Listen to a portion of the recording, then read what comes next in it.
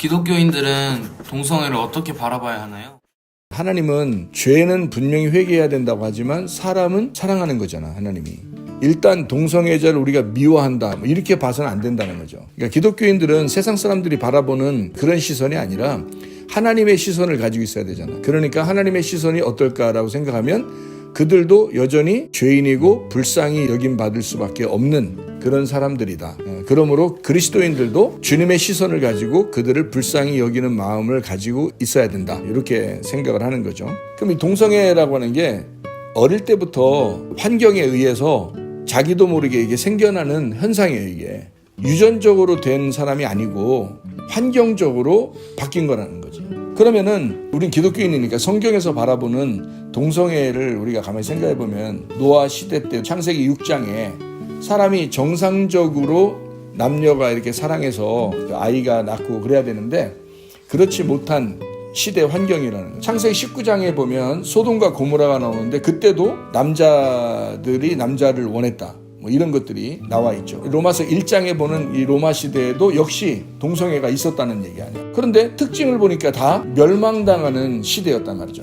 결국 이런 일이 벌어지면 멸망의 시대가 오더라는 거예요.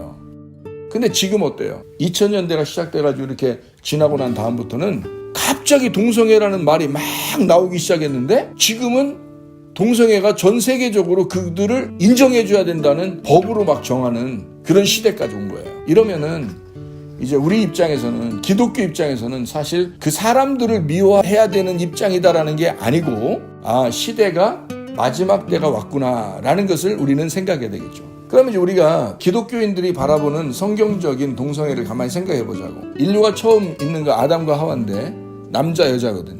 그러면 그 이후에 쭉 내려오면서 이제 동성애자들이 생겼다는 얘기거든. 우리가 남자 여자가 결혼해서 사랑을 나누었어요. 그러면은 아기가 나오죠. 그럼 비정상적인 사람들이 만나서 사랑을 나누었어요. 아기가 나와요, 안 나와요?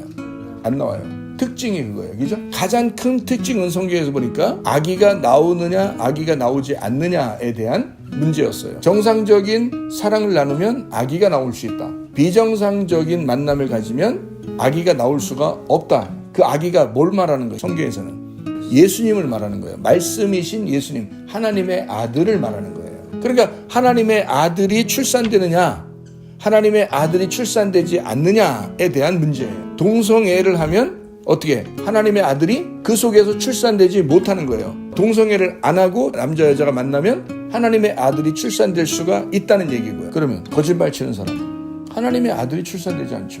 육체적인 사람은 음란한 사람은 하나님의 아들을 출산할 수 없죠. 욕심 부리는 사람은 하나님의 아들을 출산할 수 없죠. 그러니까 동성애도 하나의 중독인 것처럼 욕심내는 것도 중독이죠. 거짓말 치는 것도 중독, 음란한 것도 중독, 화를 내고 막 분노하고 막 사람들을 함부로 대하는 것도 중독, 교만한 것도 중독. 자, 그러면 그게 다 육체적인 일이죠. 육체적인 일을 하면 영이라는 하나님의 아들이 나올 수가 없다는 거예요. 그러면 결국 동성애자라고 하는 것은 하나님의 아들을 출산할 수 없기 때문에 우리가 비정상이라고 하는 것처럼 거짓말, 욕심, 분노, 외식적인 거, 음란한 거 이런 모든 것들이 다 비정상이라는 거죠.